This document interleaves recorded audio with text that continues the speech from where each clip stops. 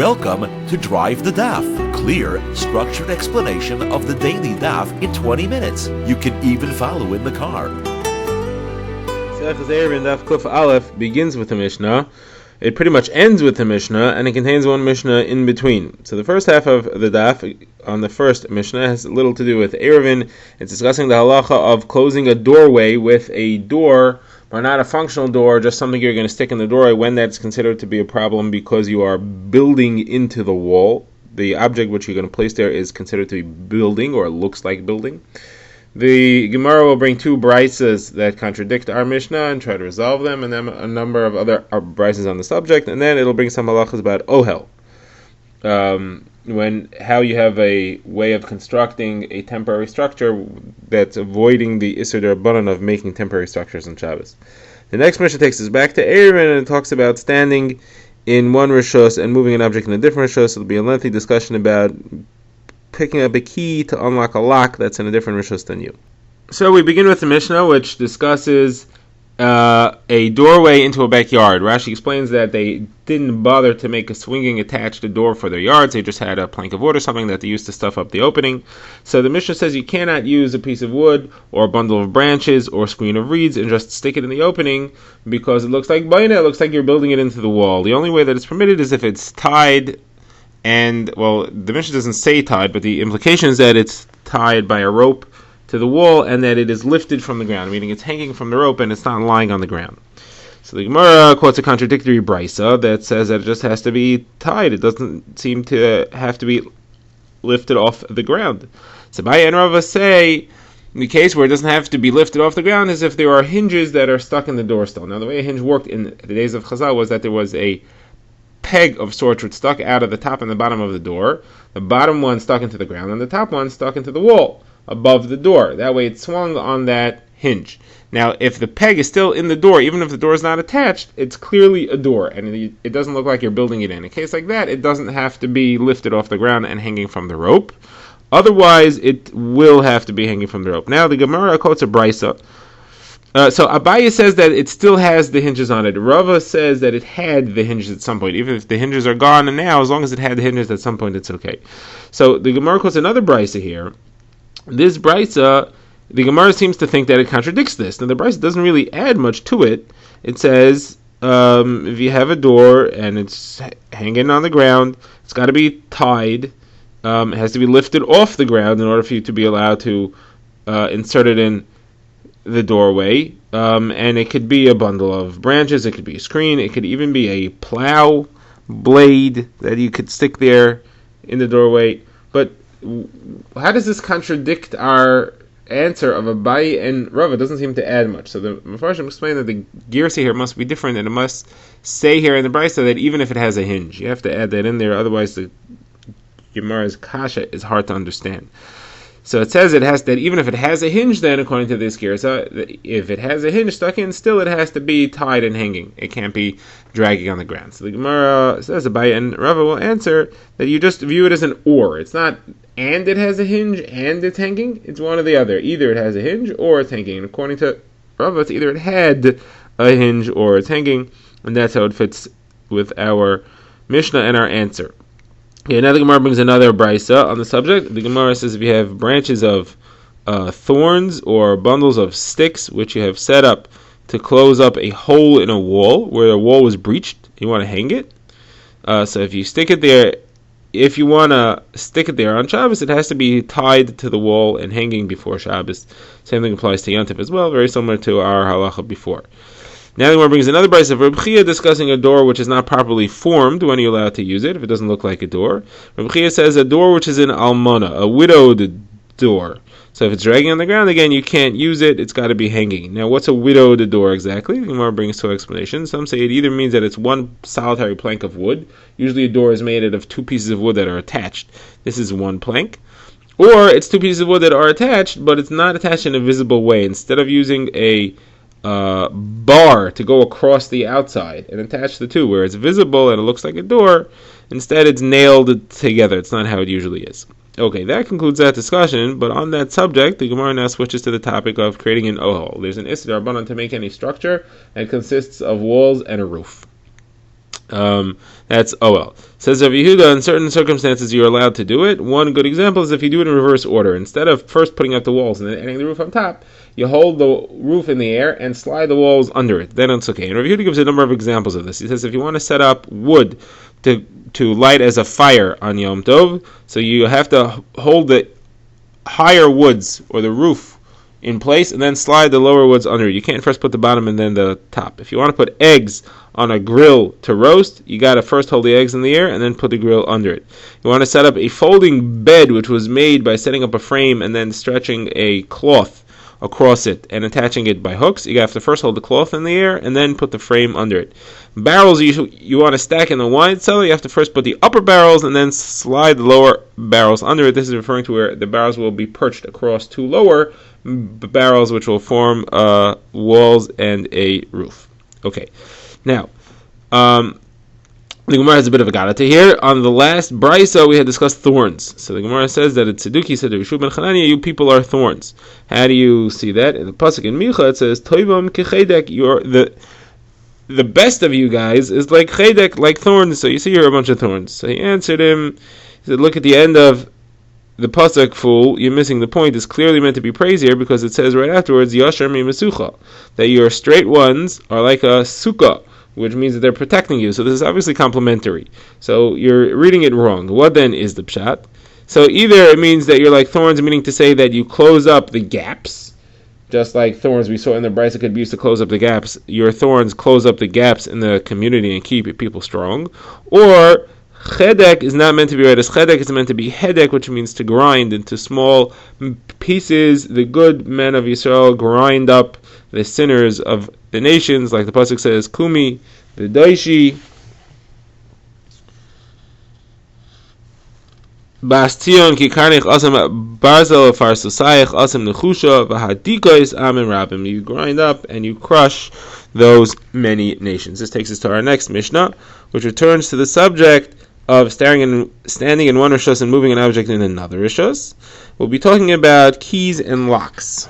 Now, when you unlock a door, so the lock of the door is considered a rishos hayachid. The Rishonim ask why. It seems to be that the lock was contained in a box set in the front of the door that was 4 tfachim by 4 tfachim and was 10 tfachim off the ground. The Rishonim are still bothered by why should that be a rishos hayachid if the walls don't stretch down to the ground, but that is clear in the Mishnayos and in the Gemara that follows that the lock is rishos hayachid. Now the key was often stored on the windowsill on top of the door or some other rishos hayachid, but when you're standing and trying to open the door, you have to pick up the key from rishos hayachid, then you have to put it in the lock, which is rishos hayachid, but you yourself are standing in the street.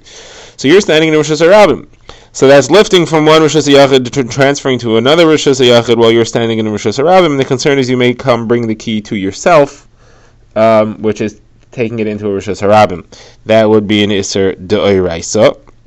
We had seen earlier in the previous Mishnah on Daf Tzadi Ches that the Chachamim say it's okay, we don't have that concern, we don't make the Gzeira. Here in this Mishnah, Rabbi Meir says we do make the Gzeira, and therefore you're not allowed to do that.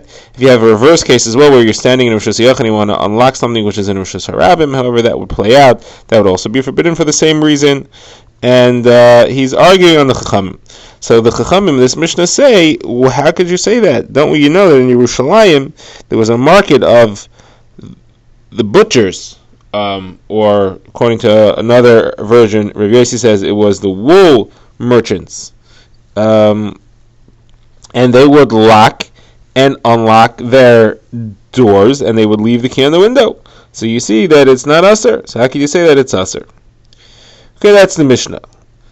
So now the Gemara says that Rabbi Meir was talking about a rishos harabim when he said that it's aser. The Chachamim are talking about Yerushalayim. Yerushalayim is a Carmelis. It's surrounded by a wall. And we know that it is because Rabbi Rechana came and said he said in the name of Rabbi Yochanan that if Yerushalayim's doors would be locked at night, that if they wouldn't be locked at night, then it would be rishos harabim because it's filled with so many people. But since it's locked at night, it's not a rishos hayachid because it is filled with a lot of people, but it is a Carmelis. So Yerushalayim is clearly a Carmelis. So this story that happened in the market, that was somebody standing in a Carmelis, there, even if he does bring the key into his own Rishus, he's only transferring from Rishus Yachid to a Carmelis, that's only Neseder Rabbanan. How could the Chachamim bring a proof from that case over there? Right? Where did Reb Meir say it's forbidden? That's if you're standing in a Rishus Rabbim. There, in that Yerushalayim case, you're standing in a Carmelis. So the Gemara gives two answers. Rav Papa says it's talking about Yerushalayim after the walls were broken, they were smashed, and they were openings larger than 10 amas, and therefore Yerushalayim is no longer walled, and it's considered to be a Rishus Harabim. The other answer is that no, Rabbi Yehuda must have been talking about a Carmelis as well.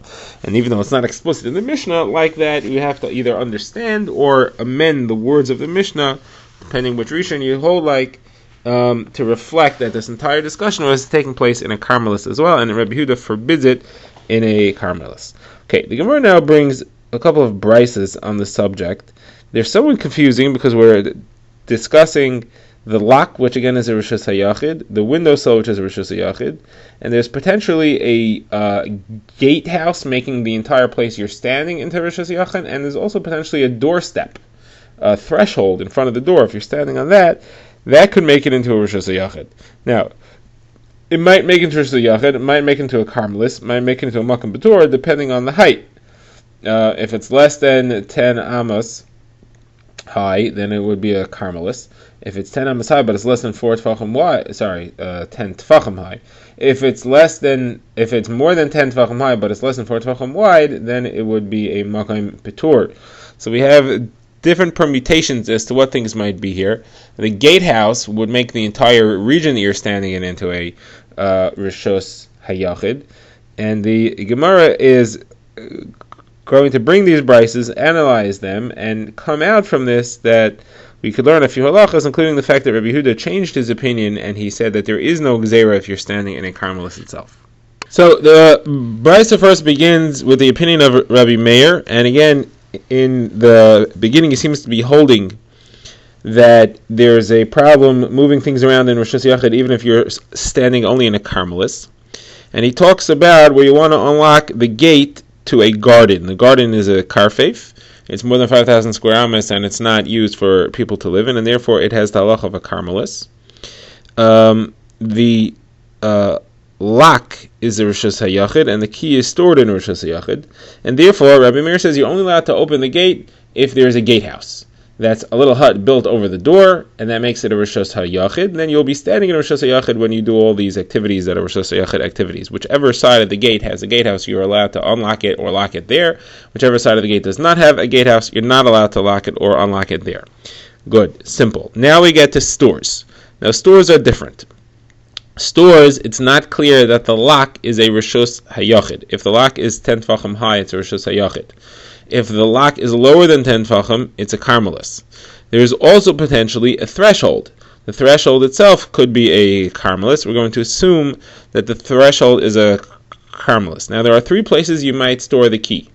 You might store the key on the threshold, which is a Carmelis. You might store it on the lock, which simply would be a Rishus HaYachid, it could be Rishus HaYachid or a Carmelis depending on its height. Or you might store it on the windowsill above the door, which could be a Rishus HaYachid or Makam B'Torah depending on its size. Now Rabbi Meir says the following combination of halachas, and we'll see that he seems to have repealed his previous halacha.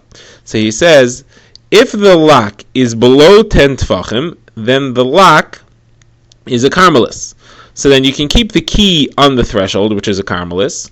You could pick it up, and you could open the lock by putting it because you're lifting it up from a Carmelis and putting it in a Carmelis. And that's not a problem. And you put it back on the Carmelis afterwards. Now, you here could be standing on the Carmelis yourself, and therefore, so far, there's no issues. Everything that happened is in a Carmelis. Now, however, if the lock is above 10 Tvachim, so now the lock is a Rishus HaYachid. So, if you want to be able to open this door, so what you have to do is you have to store the key on the lock itself. That way it's in Rishus HaYachid. When you're picking it up, you'll be taking it from Rishus HaYachid and putting it into a Rishus HaYachid. Where are you going to be standing? So you can't be standing in a Rishus Harabim, according to Rabbi Meir, but you will be standing on the threshold, which is a Carmelis. So here you see that Rabbi Meir is saying it's okay if you're standing on a Carmelis and you're moving something around from one Rishus HaYachid to another Rishus HaYachid. So this is where he repealed. Now, the Brisa brings in the Chachamim, and the Chachamim here have a different issue about which they argue with Rabbi Meir, not what we've seen up to now. The Chachamim say this lock is a makam patur. It doesn't count as Rishus HaYachid. Therefore, you're allowed to put the key into it no matter where you took the key from.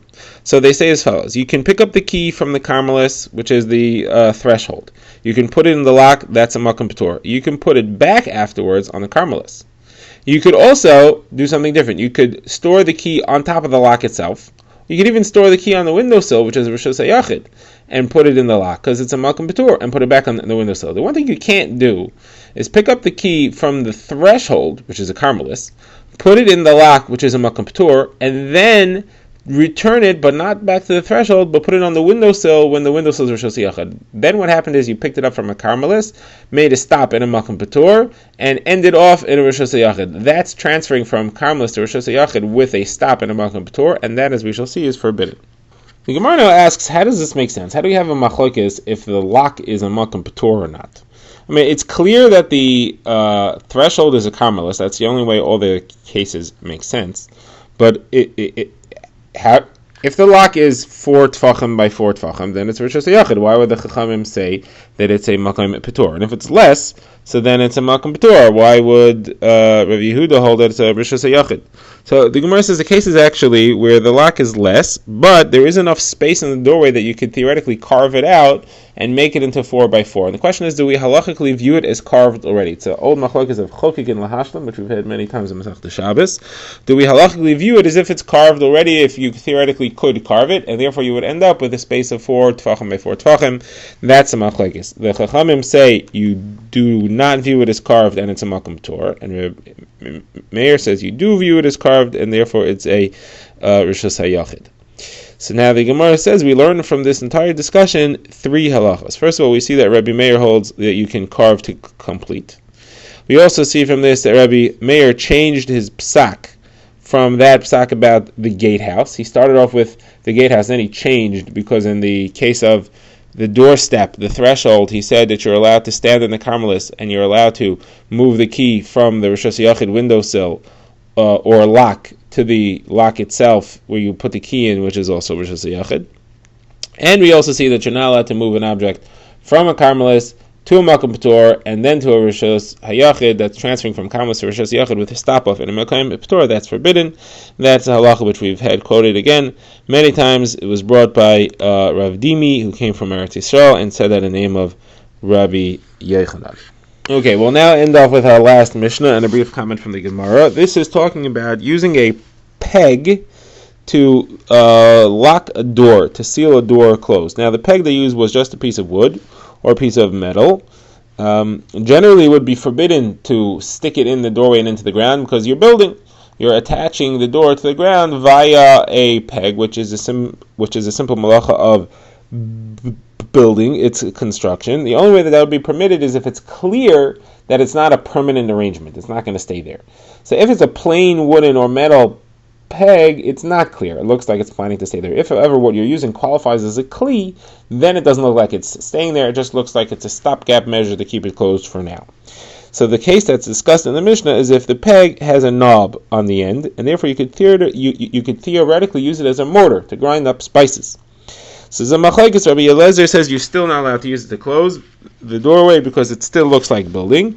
Rabbi Yossi says it's permitted. So now they each bring their own version of a story that happened to prove to themselves. Rabbi Eliezer says the story was that in Tveria they used to use a device like this to close the door, and Rabbi Gamliel and the Zakanim came and said that it's usher. So you see, like me, it's usher. And everybody said no, the story was the other way. They used to not do it until Rabbi Gamliel and the Zakanim came and said that it's mutter. Okay, so you have this machlekes. The Gemara points out that if the peg would be tied by a rope, which is strong enough to hang the peg from, meaning that the rope won't snap if the peg is hanging from it, so that's called tied. That is clearly indicates that it's meant to be there as a device that's used to open and close the door. It's not something which is planning to stay stuck in and built permanently long term. It's meant to be a door opener and closer and lock. That, if that would be the case, there would be no machlokes. Our only machlokes is we don't have that rope, or the rope that's there is too weak to hold it in the air, and therefore it doesn't look like it's it's serving that function. And the only way that it can be permitted is if you view it as a kli, and that's a machlokes whether or not having a knob on the end of the stick makes it into a kli. Drive the Daf is a project of the Grand Woodlands Shul and is presented by Rabbi Yitzchak Landa. Find us on YouTube or subscribe to daily emails by emailing drivethedaf@gmail.com.